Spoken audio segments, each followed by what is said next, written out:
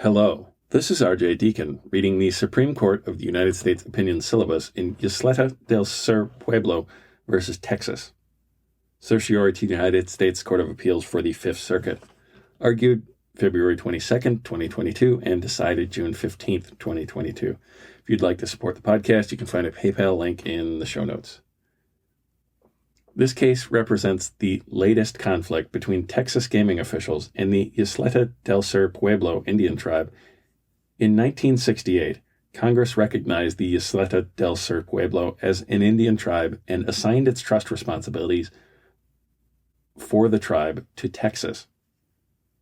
In 1983, Texas renounced its trust responsibilities as inconsistent with the state's constitution. The state also expressed opposition to any new federal trust legislation that did not permit the state to apply its own gaming laws on tribal lands. Congress restored the tribe's federal trust status in 1987 when it adopted the YSLETA del Sur and Alabama and Coushatta Indian Tribes of Texas Restoration Act.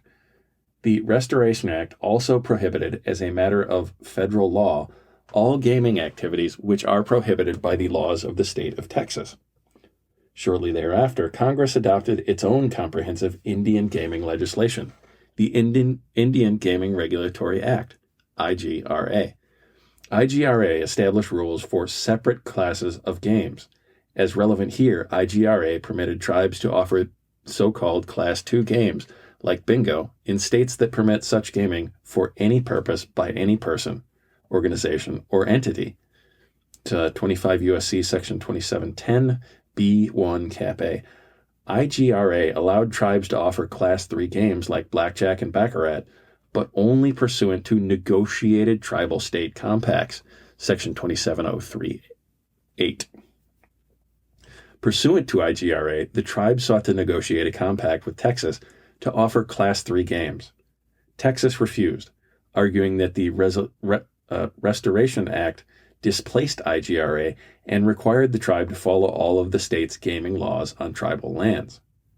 In subsequent federal litigation, the district court held that Texas violated IGRA by failing to negotiate in good faith. The Fifth Circuit reversed, holding that the Restoration Act's directions superseded IGRA's and guaranteed that the entirety of Texas's gaming laws and regulations would operate as surrogate federal law on the tribe's reservation. That's YSLETA 1. In 2016, the tribe began to offer bingo, including electronic bingo machines, on the view that IGRA treats bingo as a Class II game, for which no state permission is required, so long as the state permits the game to be played on some terms by some persons. The state then sought to shut down all of the tribe's bingo operations. Bound by YSLETA 1, the district court sided with Texas and enjoined the tribe's bingo operations, but the court stayed the injunction pending appeal. The Fifth Circuit reaffirmed YSLETA 1 and held that the tribe's bingo operations were impermissible because they did not conform to Texas's bingo regulations. The Supreme Court held. Decision below is vacated and remanded, and Justice Gorsuch delivered the opinion.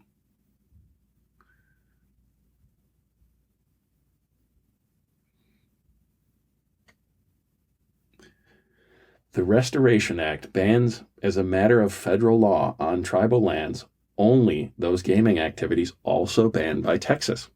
Section 107 of the Restoration Act directly addresses gaming on the lands of the YSLETA del SUR PUEBLO and provides in Subsection A that gaming activities which are prohibited by Texas law are hereby prohibited on the reservation and on lands of the tribe. That's Subsection B insists that the statute does not grant Texas civil or criminal regulatory jurisdiction with respect to matters covered by Section 107. The state reads the act as effectively subjecting the tribe to the entire body of Texas gaming laws and regulations. The tribe, however, understands the act to bar it from offering only those gaming activities the state fully prohibits, and that if Texas merely regulates bingo, the tribe may also offer that game subject only to federal law, not state law, limitations. The language of Section 107, particularly its dichotomy between prohibition and regulation, presents Texas with a problem. Texas concedes that its laws do not forbid, prevent, effectively stop, or make impossible bingo operations in the state. Webster's Third International Dictionary, 1813, defining prohibit. Instead, the state admits that it allows the game according to rules that fix the time, place, and manner in which it may be conducted. From this alone, Texas's bingo laws appear to fall on the regulatory rather than prohibitory side of the line. In response, Texas describes its law as prohibiting bingo unless the state regulations are followed and insists that it is merely seeking to do what Subsection A allows. Texas's understanding of the word prohibit would risk turning the Restoration Act's terms into an indeterminate mess.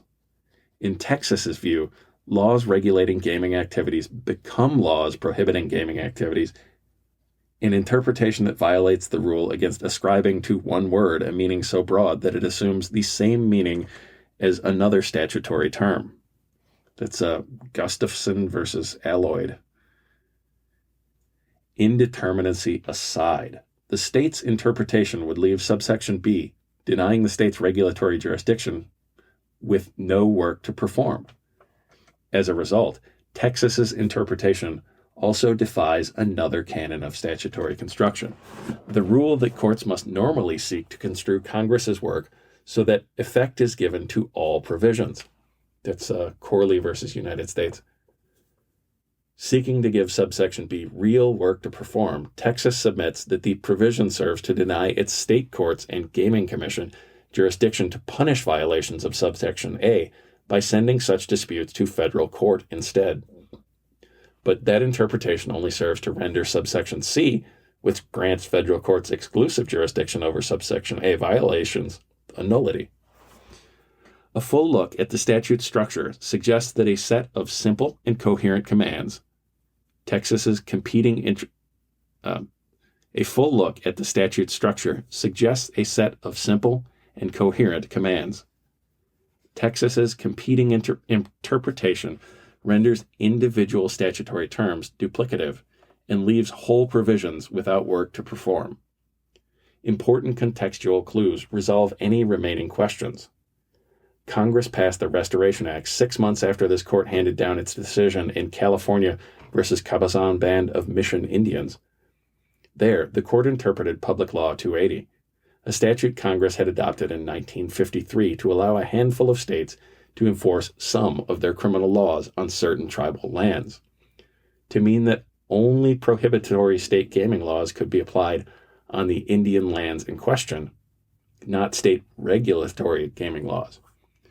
The Cabazon court held that California's bingo laws, materially identical to Texas's laws here, fell on the regulatory side of the ledger. This court generally assumes that, when Congress enacts statutes, it is aware of this court's relevant precedents. See Ryan versus Valencia Gonzalez. At the time Congress adopted the Restoration Act, Cabazon was not a relevant precedent. It was the precedent. In Cabazon's immediate aftermath, Congress also adopted other laws governing tribal gaming that appeared to reference and employ in different ways Cabazon's distinction between prohibition and regulation. See, for example, Wampanoag Tribal Council of Gayhead Incorporated, Indian Claims Settlement Act of 1987, Section 9, and 101 Statute 709 to 710. None of this is to say that the tribe may offer gaming on whatever terms it wishes. The Restoration Act provides that a gaming activity prohibited by Texas law is also prohibited on tribal land as a matter of federal law. Other gaming activities are subject to tribal regulation and must conform to the terms and conditions set forth in federal law, including IGRA to the extent applicable. The state's remaining arguments are unavailing. 1. Texas asked the court to focus on Subsection A of the Restoration Act, which ends with the statement that the provisions of this subsection are enacted in accordance with the tribe's request in Tribal Resolution number TC-02-86. In that referenced resolution, the tribe announced its opposition to Texas's legislative efforts to have its gaming laws apply on tribal lands. At the same time, the tribe also announced its own intention to prohibit gaming on its reservation and authorized the acceptance of federal legislation prohibiting gaming on tribal lands.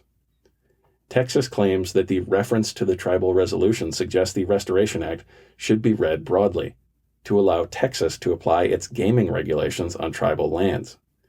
As an initial matter, Subsection A does not purport to incorporate that resolution into federal law, something Congress knows how to do when it wishes. See, for example, 25 U.S.C. Section 5396B. In addition, Texas's broad reading suffers from the same interpretive challenges already mentioned and defies Congress's apparent adoption of Cabazon's prohibitory-regulatory distinction. Finally, on this court's interpretation of the Restoration Act, Congress did legislate in accordance with the tribe's resolution by expressly granting the tribal federal recognition and choosing not to apply Texas gaming regulations as surrogate federal law on tribal land. Texas appeals to public policy and argues that attempts to distinguish between prohibition and regulation are sure to prove unworkable. It is not, however, this court's place to question whether Congress adopted the wisest or most workable policy. That the Restoration Act's prohibitory regulatory distinction can and will generate borderline cases hardly makes it unique among federal statutes. And courts have applied the same prohibitory regulatory framework for decades under Public Law 280. Moreover, Texas's alternative interpretation poses its own workability challenges, as federal courts would be charged with enforcing the minutiae of state gaming regulations governing the conduct of permissible games. The decision below is vacated and remanded. Justice Gorsuch delivered the opinion of the court, in which Justices Breyer, Sotomayor, Kagan, and Barrett joined. Justice Roberts filed a dissenting opinion, in which Justices Thomas, Alito, and Kavanaugh joined. Thank you for listening. If you'd like to get a hold of me, you can reach me at roadsscholar80@gmail.com. That's ROADS, like the truck driving roads, and the number 80. Otherwise, find that PayPal link in the show notes and click